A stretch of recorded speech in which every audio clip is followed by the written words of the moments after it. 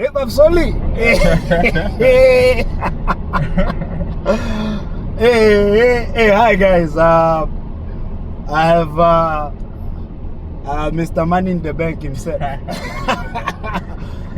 have Mr. Money in the Bank himself. This is my friend. He's handling the finances of our company. And I mean, like I said, I'm gonna bring young people in. He's young. He's 25 years old, but he's already pushing, right? And this is the most important thing, or the most important message I want to give out there is, you know, as young as you are, you can make some serious strides in your field of work. Babsoli, welcome.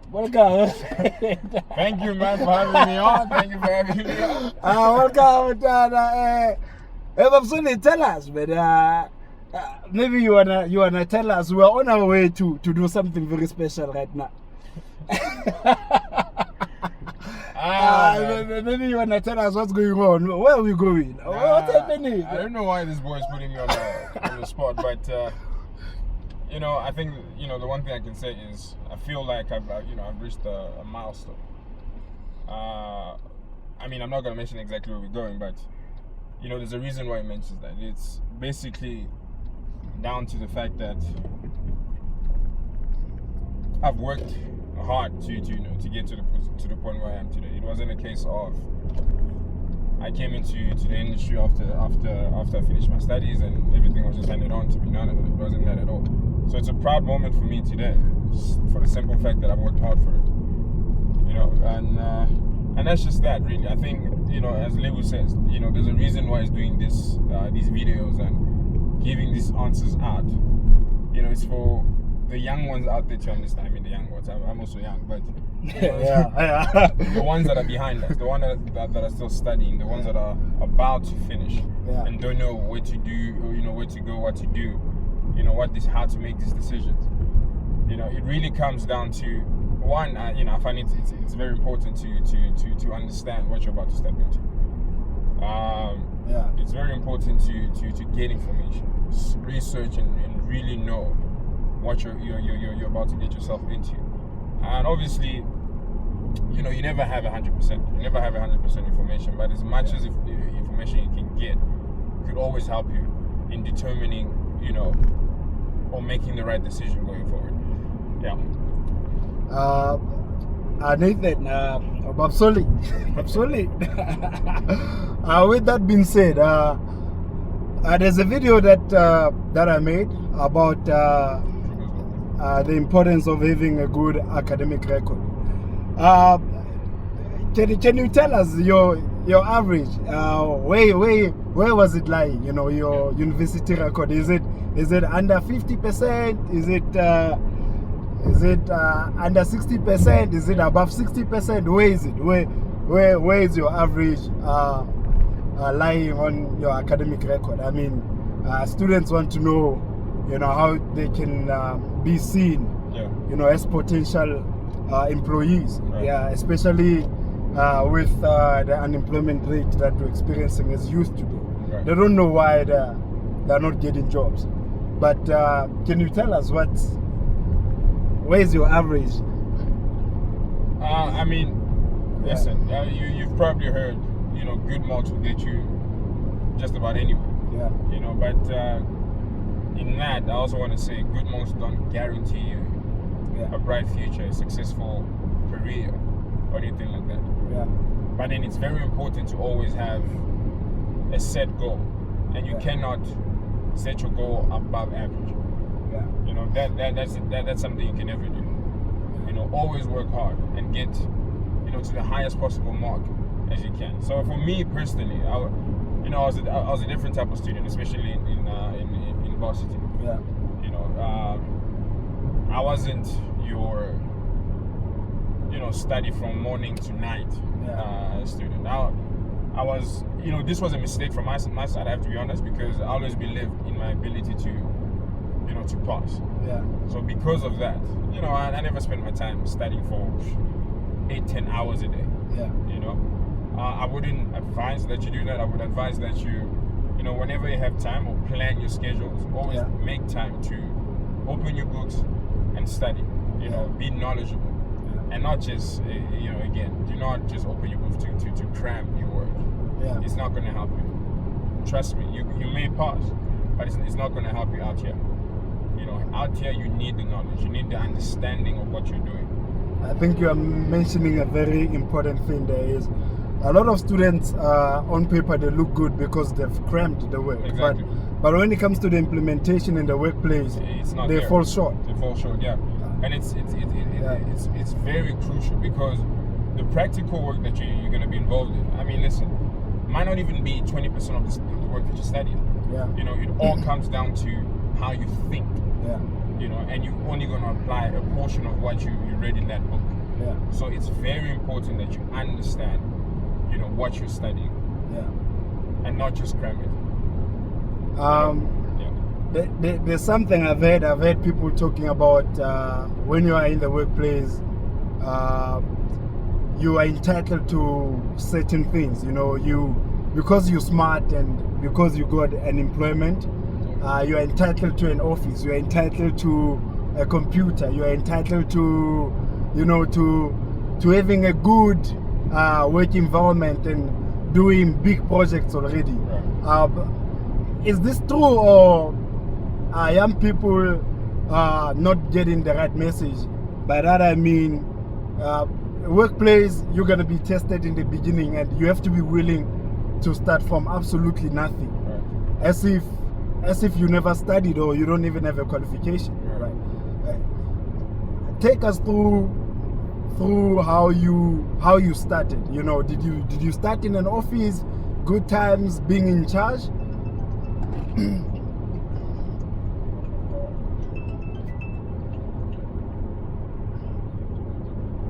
Hello? All right, guys. Let's just wait for him. It's gonna be a quick call. Do you mind if you just give me a call maybe after an hour or so? He'll be back with us now. Yeah. He's a busy guy. He's a busy Thank guy. you. He's a busy guy.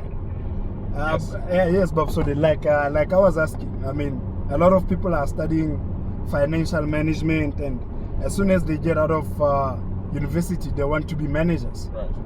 How true is that? Do people just get out of the university and just like that, they're given their management role in a company? No. Listen, it's there's nothing without foundations. There's nothing without your gross roots. Yeah.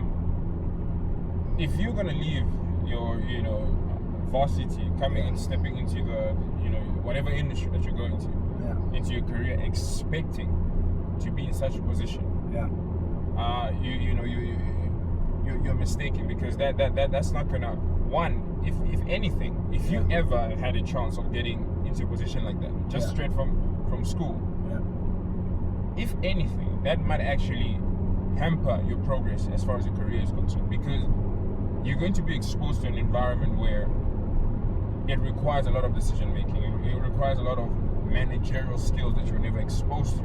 Yeah. And the thing is, you don't know those skills until you've done the work from the bottom up. Like every manager, if you think about it, has to know what happens in the chain. Yeah. You must know what's happening in the chain. Only then can you handle it. Only then can you make decisions on things. Only then are you able to you know, to come up with solutions as far as how to deal with these things. Yeah. Because if you're not exposed to that, I mean, you just think about it logically. If you just think about it logically, how are you going to be able to solve things? How are you going to be able to deal with people that are working under you? You know, and you find it's tricky because I'm young. I was fortunate enough to work hard enough for the company to consider me for, you know, a managerial position. Yeah, he's 25. Right. I'm just putting it out there. He still has a lot of runway to go. Yeah. Where I have to deal with people that are my age, people that are older than me. Yeah. And initially that was a scary thing for me. Now, mind you, I've worked, Yeah. but still, even when I was approached, Yeah.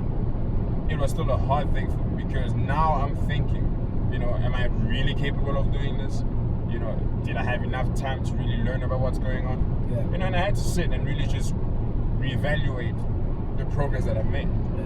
You know, and I had to believe in myself that I was ready for this. Yeah. You know, yes, it was going to be challenging because it's a new, you know, position. It's a completely new, you know, ball game. Yeah. You know, so you cannot leave your studies, step into, you know, your industry, expecting to be at that level. You know, and I know, you know, there are people who have family businesses who are able to step into those. Yeah. Do not be fooled by that, because, you know, those who have family businesses, a lot of them are trained already from a young age. Yeah. You know, they're exposed to it from a young age. So I think there's the word, exposure. So if you don't have the exposure to this, the chances of you being successful in that are very slim.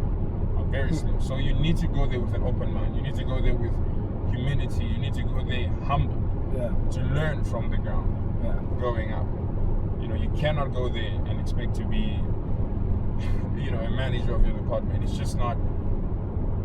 It's not a smart way of thinking. It really isn't. You need to put your focus on learning from the bottom. Build your foundation and go up. You know, and it's not a myth. With no foundation, Yeah. listen, when times are tough, you're building your infrastructure is going to crumble. And maybe that's the reason why most young people can't keep a job, right? Yeah. Because once it gets heated, they really struggle to cope and be flexible and deal with whatever challenge they're facing. So the success rate on that is not good, and Yeah. companies are already turning over employees just because of young people not having the capacity to handle pressure Right. and the capacity to solve a problem, Right. you know. And with that being said, I mean, you worked hard. I mean, you did the work. You did all you could. I just want to ask you, how many hours in a week do you work? Like, do you work from 9 to 5? Like what's happening? Like, how did you find yourself handling such a big, or having such a big responsibility in your company? How did you get here? I mean, did it take you a lot of work, or it just happened because you were just like any other employee working from 9 to 5? Because that's what you signed for. You know what they said, right? That's what you signed for. Yeah. Listen, it's very important to understand what your end goal is, what you are trying to achieve. So, Yeah. if your mentality is, I only work from 9 to 5, Yeah. that's what I've signed up for, Yeah. and that's where I'm going to end, regardless of how much work you have, regardless of, you know, how much you know the job requires beyond your 9 to 5. Yeah. If your mentality is going to be that, I can, you know, promise you now that you are never going to be noticed.